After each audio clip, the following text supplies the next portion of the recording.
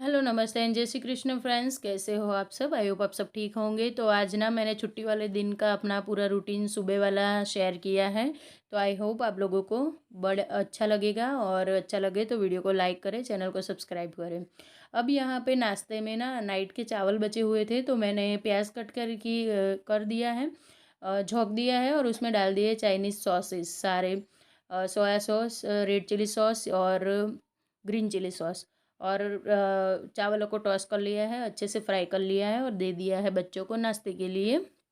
Husband नाश्ता नहीं करेंगे और मैं भी नहीं करती हूँ, क्योंकि रविवार के दिन मेरा फास्ट होता है, संडे वाले दिन।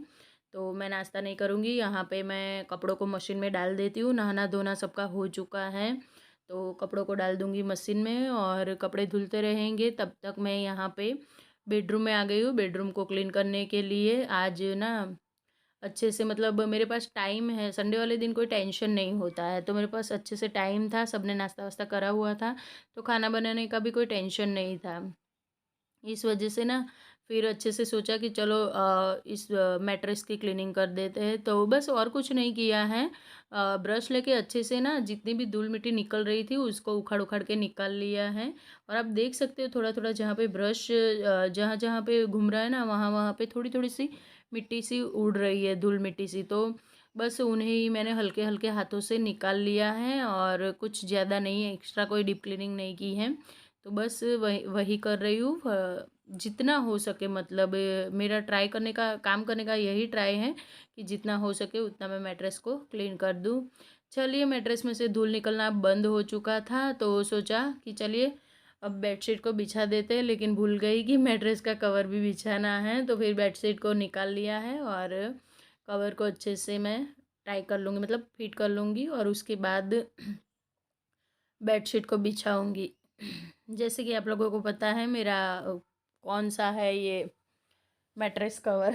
तो बस मैट्रेस कवर मेरा बिछ चुका है, और उसके बाद नंबर आ जाएगा बेडशीट का। तो बेडशीट को भी अच्छे से टाइट कर दूंगी, ताकि ना बच्चे पूरा दिन आज घर पे रहने वाले हैं, और जिस दिन वो दोनों घर पे होते हैं ना, पूरे घर में उधम मचाते हैं। और एक तो ऊपर से आज बिजली की भी कटिंग होने वाली थी। हमारे यहाँ ना हफ्ते में एक संडे को बिजली काट दी जाती है, सुबह से लेकर दोपहर के 2-2:30 बजे तक। तो सोच रही थी जब तक लाइट है तब तक जितना हो सके उतना काम जल्दी जल्दी से निपटा लूँ। इसी वजह से सुबह सुबह सबसे पहले मैंने मशीन ही लगा दी थी, और उसके बाद फिर बेडरूम में आ गई थी। अब ये वाला बेडरूम सबसे ज़्यादा यूज़ होता है, तो यहाँ की सारी चीज़ें भी ज़्यादा यूज़ होती है। तो इन सब चीज़ों को भी अपनी जगह पे रख के, जो बच्चों ने फैलाया हुआ है घर में, सब ने यूज़ कर कर के चीज़ों को छोड़ा है, उन्हें क्लीन कर लूँगी।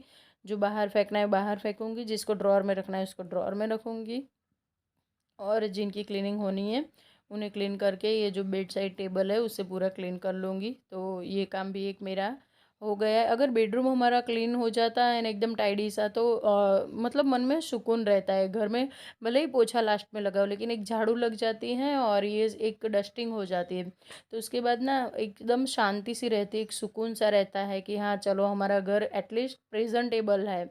अगर कोई आ जाता है सडनली तो हमें कोई हौच पौच नहीं हो जाएंगी, या फिर हमें किसी तरह का गिल्ट नहीं रहेगा। अब नंबर आ गया है मेरे लिविंग रूम का।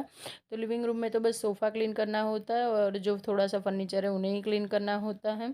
अब ये ब्रश की हेल्प से मेरा ये काम भी काफ़ी आसान हो चुका है। मतलब आसान तो क्या, कि मेहनत कम लगती है। पहले ना सोफ़ा को झाड़ना पड़ता था, ये करना वो करना, लेकिन ये ब्रश है उसकी हेल्प से एकदम अच्छे से क्लीनिंग हो जाती है। तो सोफ़ा भी क्लीन हो चुका है। उसके बाद नंबर आ जाएगा टीवी यूनिट का। तो यहाँ से भी चीज़ें जो बच्चों ने फैलाई हुई है, और होता है बच्चे वाले घर में, आप कितना भी उनको डांट लो, कितना भी समझा लो, लेकिन बच्चे करते तो वही है जो उनके मन में होती है। तो जो भी चीज़ें फैलाई हुई है, और संडे वाले दिन तो मुझे ऐसा लगता है ना कि ये लोग ना तीनों मिलके सबसे ज़्यादा ही कुछ फैला देते हैं। ऐसा लगता है मुझे, सिर्फ बुक्स ही नहीं अरेंज करनी होती, बाकी सब ज़्यादा हो जाता है मेरा। बाकी दिनों में बुक्स का ही दोनों ना फैलावा करके रखते हो, और कुछ जो नहीं इतना करते हैं, क्योंकि दोनों घर पे ही नहीं होते हैं। अब ब्रश इतना दुख झेलता है तो बेचारे को क्लीन करना भी बनता है। हम लोग तो रोज़ नहाते हैं, इन टूल्स को हम लोग नहलाते नहीं, तो सोचा कि आज इसे भी नहला दूँ अच्छे से ना, लिक्विड लगा के। अब उसको लिक्विड लगाते लगाते मेरे ड्रेस के ऊपर लिक्विड लग चुका था ज़ोर से। तो फिर से पहले अपनी ड्रेस को क्लीन किया, क्योंकि अभी तो बहुत सारा काम करना है। और इसी वजह से ना मैं डस्टिंग करने से पहले नहाती नहीं हूँ, लेकिन कभी अभी ना आजकल मैंने स्टार्ट किया कि नहा धो के ही अपने सारे काम स्टार्ट करूँ। ट्राई कर रही हूँ, देखते हैं कब तक हो रहा होता है मुझसे। तो ब्रश को भी नहला दिया है अच्छे से, अब उसको सूखने के लिए छोड़ देंगे उसकी जगह पे, और लग जाएंगे ये बेसिन को क्लीन करने में, क्योंकि ये वाला बेसिन सबसे ज़्यादा यूज़ होता है, तो इसकी तो डेली डीप क्लीनिंग करनी ज़रूरी ही होती है। और है भी वो हॉल में ही, तो दिखता रहता है कि कोई आएगा सडनली यूज़ करेगा तो अच्छा नहीं लगता। और कोई नहीं भी आता है तो भी दूसरों के लिए ही थोड़ी क्लीनिंग करनी होती है, हमें भी कुछ चाहिए होता है यार, साफ़ सुथरा सा घर एकदम, जो भी चीज़ यूज़ करें वो नीट और क्लीन मिले, बस यही चाहिए होता है और कुछ नहीं चाहिए होता है। तो इसी चीज़ को मद्देनज़र नज़र रखते हुए बेसिन का, हॉल का जो बेसिन है, हॉल का मतलब हॉल के बाजू में ही है ये वाला जो वॉशरूम है ना, ये बीच में एक दीवार है। लेकिन कोई भी गेस्ट आता है तो गेस्ट का ही वॉशरूम है ये पूरा, हम लोग यूज़ नहीं करते हैं। लेकिन ये जो बेसिन है वो खाना खाने के बाद या फिर आते जाते बच्चे हैंड वॉश करने के लिए ज़्यादा यूज़ करते हैं, और बेसिन बाहर की ओर है, तो इस वजह से ज़्यादा यूज़ होता है, वॉशरूम तो नहीं यूज़ होता है। अब जब जो ये मैंने कल मशीन को मतलब चालू करवाते ही जैसे मशीन मेरा ठीक हो गया, सीधे बेडशीट और ये जो मैंने झूले पे बिछी रहती है ना, वो वाली बेडशीट दोनों को धो दिया था। और ये अगले दिन के सारे कपड़े थे। आजकल बिल्कुल ऐसा हो रहा है कि एक दिन में कपड़े सूखते ही नहीं हैं, भले ही इतनी हवा चलती है, लेकिन थोड़ी देर में बारिश आ जाती है, पता ही नहीं चलता देखते देखते कब बारिश आ जाती है। तो इस वजह से कपड़ों को ना 2 दिन मतलब लग ही जाते हैं। और फिर तो कभी कभी अंदर लेना होता है कपड़ों को, कभी कभी बाहर सुखाना होता है, कभी धूप आती है, कभी बारिश आ जाती है। कई बार तो ऐसा होता है ना कि स्टैंड को हटाते हटाते उतने में ही बारिश इतनी ज़ोर ज़ोर से पड़ने लगती है ना, गिरने लगती है कि मतलब कपड़े आधे से गीले हो जाते हैं।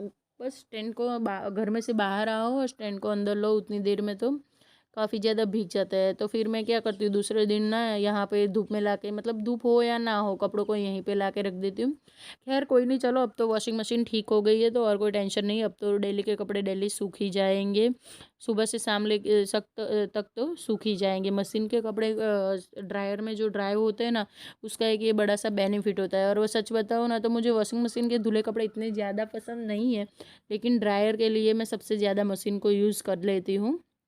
कभी कभार कोई टेंशन हो, जल्दी हो तो यूज़ कर लेती हूँ। अब उसके बाद मैं आ गई थी घर में, और यहाँ पे मेरी ना काफ़ी ज़्यादा, ये जो आप स्टील का कंटेनर देख रहे हो उतना बड़ा भर के ना मलाई बन चुकी थी।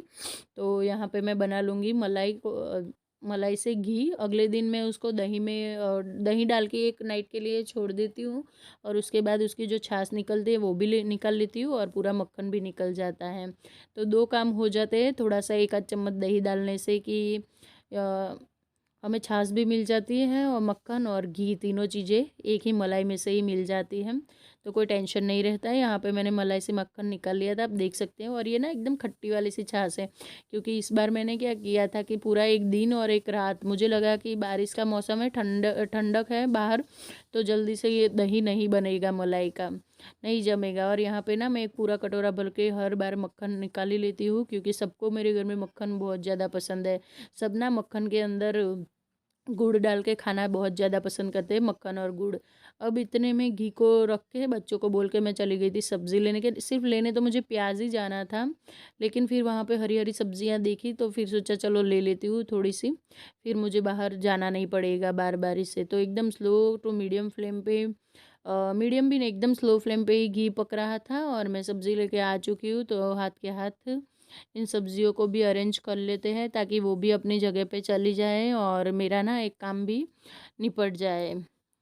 तो घी अपने आप बन रहा है गैस पे, मक्खन निकल चुका है, लड्डू गोपाल को भोग भी लगा दिया है मक्खन और गुड़ का, क्योंकि मक्खन तो उनका भी बहुत ज़्यादा प्रिय है भगवान श्री कृष्ण का। तो जब भी बनता है तो मक्खन तो एक कटोरा भर के मैं निकाल ही लेती हूँ। कटोरी छोटी है, छोटी भी नहीं है और बड़ी भी नहीं, मीडियम साइज़ का बॉल है। अब आज खाने में बन रही है कढ़ी, पकौड़े वाली कढ़ी, क्योंकि आज बच्चों की फरमाइश थी कि मम्मी काफ़ी दिन हो गया आपने पकौड़िया वाली कढ़ी नहीं बनाई, और मेरे घर में ना सबको कढ़ी बहुत ज़्यादा पसंद है, और ख़ास करके पकौड़ी वाली कढ़ी हो तो फिर तो दिखना ही क्या है। तो बस कढ़ी को मैंने झोंक लगा दिया है, और ऊपर से थोड़ा सा पानी भी डाल दूँगी। आज मैंने पानी नहीं डाला था और बेसन थोड़ा ज़्यादा डल गया था, इस वजह से बस साथ में मसाले कर लेते हैं, थोड़ी सी लाल मिर्च, थोड़ी सी हल्दी, बस वही जो बेसिक से मसाले होते हैं कढ़ी के। नमक वाला, मैं ना एक बात बताऊँ, सच में लोग बोलते हैं कि कढ़ी पक जाने के बाद उसमें नमक डालना चाहिए, लेकिन मैं तो पहले ही डाल देती हूँ। मेरी कढ़ी कभी फटती नहीं है। आप लोगों के साथ ऐसा होता है कि नहीं? कमेंट करके मुझे ज़रूर बताना। मेरी कढ़ी कभी नहीं फटती, मैं साथ में ही मसाले डाल देती हूँ। कभी ऐसा नहीं कि हाँ उसको पकने के बाद लास्ट में नमक डालना है या फिर ये वो। और ना आज जो घर की मैंने जो छाछ निकाली है ना, उसी में से कढ़ी बनाई है, तो काफ़ी ज़्यादा खट्टी मीठी सी बनी थी, एकदम टेस्टी वाली। अब यहाँ पे पकौड़ियों की तैयारी कर लेते हैं। 4-5 चम्मच बेसन लिया है, थोड़ी सी अजवाइन, लाल मिर्च, हल्दी पाउडर, गरम मसाला और थोड़ा सा नमक डाल दिया है अपने टेस्ट के अकॉर्डिंग, और बना लेंगे अच्छा सा बैटर। लेकिन पहले उसमें थोड़ी सी मैं प्याज डाल दूंगी। चॉपर में रफली एक ही प्याज लिया था मैंने, थोड़ा बड़े साइज़ का, ना बड़ा ना कम, मतलब मीडियम साइज़ का ही होगा प्याज। तो उसको चॉपर में अच्छे से एकदम बारीक चॉप करके मैं अंदर डाल दूंगी। तो प्याज वाली पकौड़ियाँ ना मेरे घर में सबको ज़्यादा पसंद है। सिंपल सी पकौड़ियाँ थोड़ी कम ही पसंद है। कढ़ी में मैं प्याज नहीं डालती हूँ झोंक में, इस वजह से सिर्फ लहसुन और हरी मिर्च का ही झोंक लगता है कढ़ी पत्ता के साथ, इस वजह से। तो बस प्याज को डाल दिया है। आप चाहो तो यहाँ पे ना पतली पतली सी, मतलब छोटी छोटी से आलू भी कट करके डाल सकते हो अगर पसंद है तो। और उतने में यहाँ पे घी रेडी हो चुका था अच्छे से पक के, और काफ़ी टाइम से मैंने गैस बंद कर दी थी ताकि वो थोड़ा ठंडा भी हो जाए। तो अब घी जार में भरने के लायक हो चुका था, इतना ठंडा हो चुका था कि कांच के जार में भर सके। वैसे सीधा अंदर कांच के जार में डाल दो, और गरम गरम घी कभी कभार कांच फटने का डर रहता है, इस वजह से थोड़ा सा ठंडा कर लिया था। अभी मैं उसका ढक्कन बंद नहीं करूँगी, थोड़ी देर के लिए ढक्कन भी खुला ही रखूँगी जब तक मैं किचन में हूँ। एकदम ठंडा होने के बाद मैं सबसे लास्ट में घी का ढक्कन बंद करूँगी, घी की जो जार है उसका। और अब बनाने लगी हूँ मैं पकौड़ियाँ। तो तल लूँगी, पकौड़ियों को फ्राई कर लूँगी, तभी जाके वो कढ़ी में जाएंगी। और कढ़ी बाजू में पक चुकी थी ऑलमोस्ट, क्योंकि मुझे दूसरे काम भी थोड़े से एक दो देखने पड़े थे, इस वजह से कढ़ी तो पक चुकी थी। तो मैंने गैस बंद कर ली है कढ़ी की, और गरम गरम ही रहे, ठंडी ना हो जाए, इसके लिए अच्छे से उसको ढक के रख दिया है। कोई नहीं, नीचे तो गैस गर्म ही है तो उसकी हीट इतनी जल्दी जाने वाली है नहीं, तो कोई टेंशन नहीं है ठंडा होने का। तो और हो भी जाती है तो पकौड़ियाँ तो गर्म ही होती है। तो यहाँ पे फिर मैंने दूसरा तीसरा बैच था शायद ये, और आज कुछ ज़्यादा ही पकौड़ियाँ बनाई थी। तो रेडी है पकौड़ियाँ, और अब उसके बाद डाल दूँगी मैं कढ़ी में, क्योंकि बच्चों ने स्पेशली बोला था कि मम्मी पकौड़ी ज़्यादा डालना, कि ताकि शाम तक हम लोग खा सके। और संडे वाले दिन ना पूरा दिन बच्चे खाते रहते, आते जाते बस जैसे ही थोड़ी सी कटोरी में ली, और पकौड़ियाँ ही ज़्यादा खाता है, कढ़ी का तो सिर्फ नाम ही होता है। अब यहाँ पे खाने की डिश लगा दी है मैंने, एक में कढ़ी निकाली, थोड़ा सा सैलाड, ये अंशु का डिश है, और मक्खन जाएगा, रोटी जाएगी, थोड़ी से चावल जाएंगे, इतने में अंशु का हो जाएगा। और फिर लग गई हूँ मैं क्लीनिंग में। खाना वाना यहाँ पे सबका हो चुका था, सबको खाना खिला दिया था, मैंने भी खा लिया था। और उसके बाद ना कि प्लेटफॉर्म की क्लीनिंग, और सबसे ज़्यादा तो गैस स्टोव की क्लीनिंग, क्योंकि थोड़ी सी ना आज मुझसे वो बैटर था पकौड़े वाला, वो भी इसके ऊपर गिर गया था, तो इस वजह से लाइट चली गई है, और बाहर की रोशनी इतनी ज़्यादा आ रही है कि मतलब कैमरा उसको संभाल नहीं पा रहा है।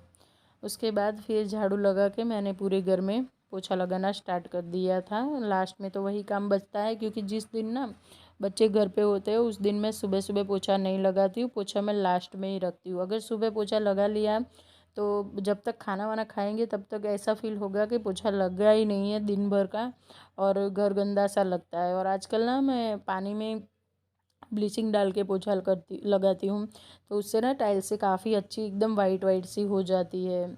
और चारों ओर से रोशनी मेरे घर में इतनी ज़्यादा आ रही है कि मुझे लगता है मुझे लाइट की कोई इतनी ज़्यादा ज़रूरत है नहीं। चलिए, आप लोगों के साथ में बातें करते करते पोछा हो चुका था। अब पोछा को क्लीन करके मैंने रख दिया है, और यहाँ पे मैं मॉप भी क्लीन कर लूँगी, क्योंकि ये भी सबसे ज़्यादा इम्पोर्टेंट टास्क होता है। अगर ये क्लीन करके नहीं रखूँगी तो दूसरे दिन फिर मुझे गंदा मिलेगा, और जो मुझे बिल्कुल भी पसंद नहीं आएगा। तो बस मॉप को क्लीन करूँगी, और इसके साथ इस वीडियो का एंड करूँगी। तो फ्रेंड्स, ये था मेरा आज का छोटा सा वीडियो। अच्छा लगे, कुछ भी ठीक लगा हो तो प्लीज़ चैनल को सब्सक्राइब करें। मिलती हूँ नेक्स्ट वीडियो में, तब तक के लिए राधे राधे एंड जय श्री कृष्ण फ्रेंड्स।